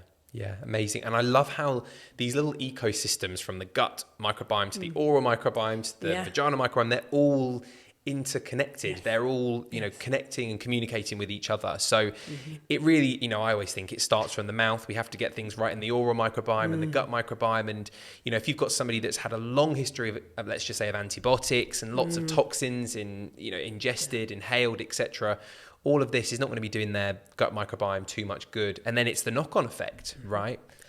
Almost everyone I see has had courses of antibiotics throughout their childhood, and they kill the good bugs along with the bad. And then what you get is just a few bacteria left, the ones that were resistant, and so they grow and they take over the field, and then you have to have more powerful antibiotics to kill them. Now that's damaging the biodiversity in our gut and in our bodies just as pesticides are damaging the diversity of the microbiome in our fields. So you get monocrop farming and you get monocrop bodies with just one or two bugs in. And it's quite hard to row back from that. But antibiotics need to be used very rarely and in emergencies only. Like steroids, they're useful life-saving drugs, but they've been given out like Smarties, which are also problematic. And, so I hear you completely. One thing I did want to ask you actually, Jenny, was about the potential effects of electromagnetic radiation or frequencies or EMF in terms of conception and also generally in terms of health. What are your thoughts on EMF? So electromagnetic radiation of the kind that's now being emitted from Wi-Fi routers and mobile phones, mobile phone masts, pylons and so on, is something we haven't evolved with. We've evolved with the electromagnetic field of the Earth, which you can realign with instantly by standing barefoot on the grass or on a beach. And that's the frequency we are meant to live with. So we've got all these artificial frequencies coming at us, and there is no doubt in my mind that they're doing us huge damage. And I'll come to the preconception element in a minute. But what we've seen is a huge rise in problems with the brain connected with this artificial electromagnetic radiation. So, for example, when I was in medical school, brain tumours were really rare. We had a 44-year-old with a brain tumour, and all of us medical students were summoned from all our various hospitals across the city to come and see this patient in the neurology department with a brain tumour. Wow. And now it's not unusual. I can think in my own circle of friends and acquaintances, off the cuff, of half a dozen people who have died of brain tumours, and one who has survived by doing a very, very alternative programme with a charity called Matthew's Friends. But we are seeing these brain tumours linked to mobile phone use because in almost all of them, it's the side of the head where the person, it's usually a young man, holds their phone is where the tumour grows. And there are, again, huge vested interests, big tech, who will not want this to be said. But the fact is this technology has never been safety tested, and there is a lot of evidence that it's very, very dangerous, especially to newborns. And a lot of that evidence has been collected together by a brilliant doctor called Erica Mallory Blythe on a website called FIRE Medical. But FIRE is spelt P-H-I-R-E, stands for Physicians' Health Initiative on Radiation and Environment. And they have got all the studies, and there they are, showing that this is damaging to us, and it's being ignored. So when I see a pregnant woman in the waiting room using her laptop and having a laptop on her lap, I have a bit of a meltdown because she's irradiating the fetus. The most frightening thing of all, actually, is what they're doing with slings. Now, I'm a great believer in carrying your baby in a sling on your body, right? It mimics being in the womb. It's natural. The baby gets movement and comfort. You never see a baby in a sling crying. Babies in pushchairs crying all the time because they need that human contact and that movement. But they've started making slings with a tiny little pocket in the back for mum to pop her mobile phone in. And that's irradiating the baby. It's 1 inch from the baby's heart. So I've just said to people, put a packet of tissues in that pocket. For God's sake, don't have your mobile phone on anywhere near your baby, in utero or post-birth. And it's difficult because obviously couples coming for preconception care are young. They're of the generation that's grown up with this technology and they take it for granted. And a lot of the guys particularly feel that they're so indispensable to their work, they have to be contactable at all times. So they've got their mobile phone on in the pocket, irradiating their buttock muscles, or that's in their back pocket, in their front pocket, irradiating their testicles or their ovaries if it's a woman. And I'm just saying to people, look, either turn it off, put it on aeroplane mode, or have it in a bag at some distance from your body. So those are both compromises. But, if we're to avoid these horrendous outcomes, we're going to need, some of us, to wean ourselves off this technology to some extent. Now, you can be connected to the internet without Wi-Fi. You can have an Ethernet cable that you plug into your laptop. You know, it means there's a few wires around. It's not wireless, Yeah. but it's much safer. Yeah, I agree. And I think some of this is practical. It's practical stuff, quite easy to do, isn't it? You It's know, possible, yeah. at least minimum switching off your Wi-Fi router at night. Exactly. We know that you get more EMF exposure. Let's just say if your bed is attached to the wall, so bringing your bed, you know, maybe Yes. a little bit away from the wall, turning your phone in you know, flight mode, or turning it off as often as you can. Yeah. If you need to have a phone call, use it on speakerphone. Don't put it to your head. Exactly. Avoid, you know, Bluetooth headphones. I worry about some of the, you know, the Bluetooth headphones, because of course those headphones are just communicating to each other. Yep. And when they communicate, they create heat. Of course, what's sat between the headphones. And it's becoming more and more indispensable. And therefore, the truth about electromagnetic radiation and its dangers is, you know, like Al Gore said about the climate situation decades ago, massively inconvenient. Yeah. I'd rather be inconvenient than dead, though. You know, I just think you can rearrange your life. So, for example, I don't have a laptop. I just have a computer at home. And when I go away for the weekend, when I go on holiday, or today, being here, I just put a message on that says, you know, I'm not going to be getting emails for the next few days because I don't have a smartphone, so I'm not getting messages on my smartphone. Yeah. And we can do this. And I think particularly if you're trying to have a baby, you've got to keep that away from them. The intercoms are a problem as well. You know, the intercoms, if the baby's in a nursery away from where you are, you don't need an intercom if you keep your baby with you at all times. Yeah. Right? If you carry the baby in a sling and you have the baby in your bed at night, there's a wonderful book called 3 in the Bed by Deborah, somebody, her name's gone, but you'll find it, 3 in the Bed, about bed sharing being completely natural and safe. And if you do that, and if you breastfeed, there are fewer cot deaths, there's less illness, and you don't have a distressed baby who's crying in the night. Because if you have a baby in another room, you know that they're only a few feet away, but they think they're on Mars. Because a baby only knows you're there by physical touch, you know? And you don't see kittens and puppies at some distance from the mother. They're all cuddled up together. And human babies all were until the Victorians decided they knew better than nature. So, you know, keep your baby close, breastfeed on demand. The benefits of breastfeeding, the health benefits for the baby are incomparable. I mean, I did a lot of research on this, and it was even better than I thought, right? The rates of childhood infections and cancer and developmental delay are very, very low in breastfed children. They're infinitely lower than in bottle-fed children. And even if you look at adult health, obesity, cancer, arthritis, all sorts of illness in adults are much, much lower if that adult was breastfed. And in my practice, I've seen this making a difference until people are in their 90s. You know, if they were breastfed, it's usually quite easy to get them better. It takes a few months. And if they weren't, it's much harder work. And there are health benefits for the mother as well. There's a lower rate of breast cancer. And it's infinitely more convenient. You know, the milk's always there. You can travel. You don't have to take a whole load of kit and caboodle with you. It's at the right temperature and it's in the right amount. But what's happening with breastfeeding is there's a lot of wrong information out there that, you know, if the baby's constantly crying and hungry and wants to feed all the time, there's something wrong with the milk supply. So people may not want to know this, but it's natural for babies to feed all the time. And supply creates demand. So the more you let the baby feed, the more the milk will flow. But you get well-meaning nurses and midwives in hospital saying, oh, you know, baby's a bit hungry, let's top him up with a bit of formula. And that's a disaster, because then he won't suck and then the milk supply will go down. And the fact is, you know, running out of breast milk is unbelievably rare. You know, if breast milk ran out on a regular basis, we wouldn't be here. You know, that's how our species has survived, by feeding children freely until they're ready to wean themselves.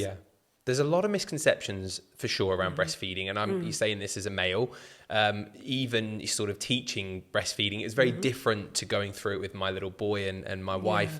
And it was a real eye opener actually, and I could see how it could be very challenging. It's very draining, very demanding.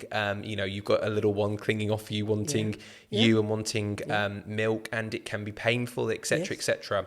But I think from my experience, it did seem to be that once you get over that initial bit, like you said, working out that whole supply demand thing, making sure that you're getting the latch right, and of course, there might be, if the baby isn't latching, it could be for very obvious reasons. I mean, as my first background as an osteopath, we would see a lot of babies coming in who can't latch because of problems with the labour or their neck movement or whatever it might be, a tongue tie, it could be all sorts of things.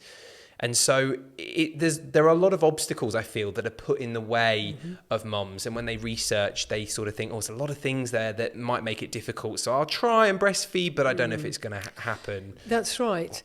Now, in tribal societies, little girls watch their mums breastfeeding the younger siblings. They watch their big sisters, their aunties, their cousins. They grow up with it. And so it is more or less intuitive. Nobody has to give them a lesson. We've lost that. And actually, most women do need help. Because although it's natural, it's also an art that has to be learned. And it comes easily to some women. It doesn't come easily to others. And sadly, the midwives in the hospitals don't have the skill all the time to show you. And it really is a skill. But the most important thing that's needed is support. If a woman's on her own, if she hasn't got support, it's very, very difficult. But if she's got a supportive partner, like I'm sure you are, or a parent or a sister or a friend who's there cooking the dinner so she can sit on the sofa and breastfeed, cleaning the house, holding the baby so she can go and have a shower. A new baby is incredibly hard work, and to do it on your own and breastfeed successfully is asking a lot. So I think this is about educating men and society at large that breastfeeding is not something one person does, it's a whole family. Ideally it's a village, because the way to breastfeed successfully is to not have to do anything else. You need someone else to cook the tea, someone else to look after the older children. If you've got that support, you can do it. And you've set the child up for a healthy life. You've also bonded, and you've made it much simpler to go on holiday. Very true. And it makes flying a lot easier. That's brilliant. And I think hopefully some really good tips there, and have given, women some real confidence that, that yes, there are obstacles that appear to be in place, but actually a lot of those you can overcome. And it's about education, as with anything. It's about knowledge and education and understanding and getting help. And there's lots of support available out there. I think it's important to name a couple of the sources of support. There's Please a do. wonderful charity called La Leche League, La Leche, L-E-C-H-E, which has been supporting women to breastfeed for many, many decades. La Leche League and also the NCT, the National Childbirth Trust, do have breastfeeding counsellors. But the time to find out about all this is when you're pregnant.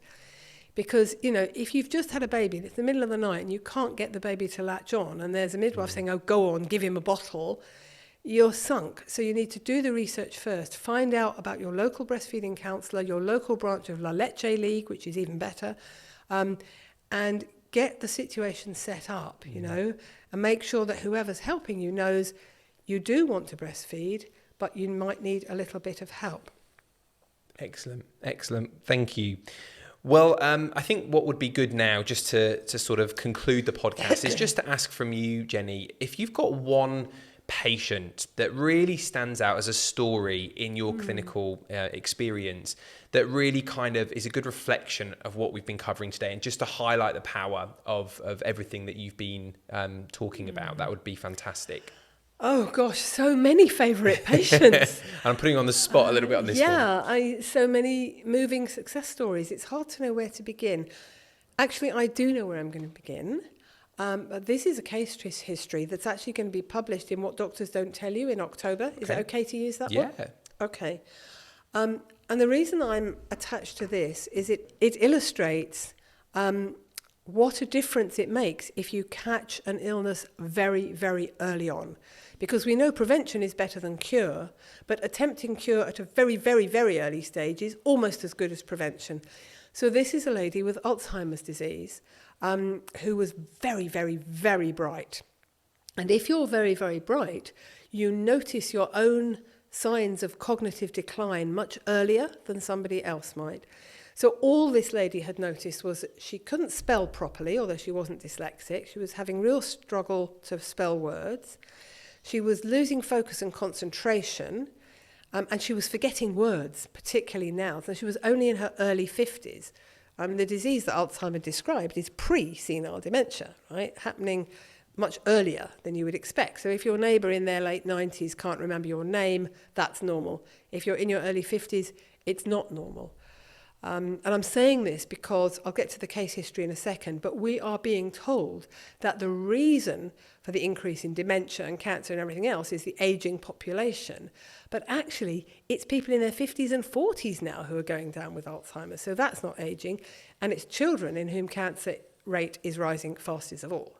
So I just want to scotch that myth that it's to do with an ageing population.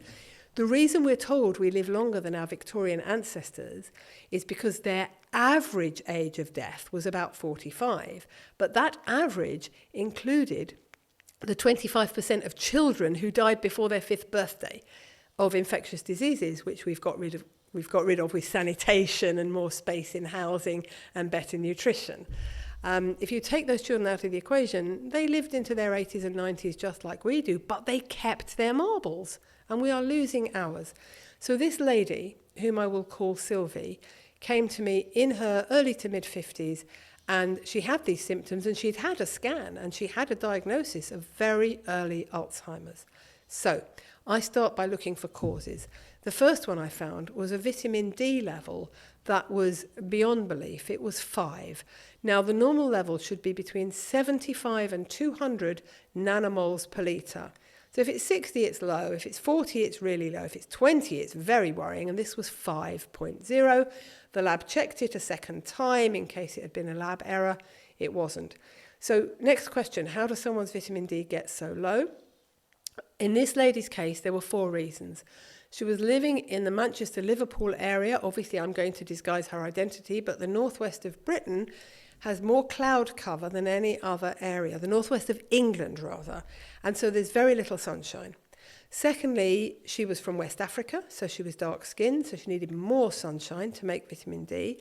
Thirdly, she hated fish. She wasn't vegetarian, but she never ate fish, and that's the best food source of vitamin D. And lastly, she was on a low-fat diet.